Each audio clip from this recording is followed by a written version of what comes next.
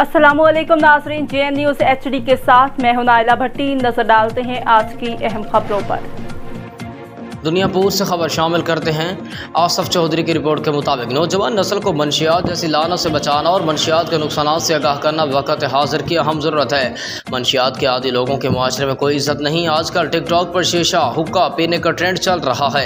ये मनशियात की तरफ पहला कदम है। इन ख्यालात का इज़हार SDPO सर्कल दुनियापुर मियाँ Abdur Rauf city inspector Mohammad rice Ali Ansar ने बॉयज़ कॉलेज में मुनक्कद मनशियात के खिलाफ आगाही सेमिनार में खिताब करते हुए कहा कि मनशियात के खिलाफ हुकूमत पंजाब और पंजाब पुलिस की जानिब से मुहिम चलाई हुई है। तालीमी इदारों में जाकर नई नस्ल को मनशियात के नुकसान से आगाह करें।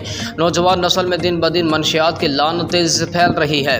पंजाब पुलिस का मिशन है कि मुआशरे को मनशियात से पाक किया जाए।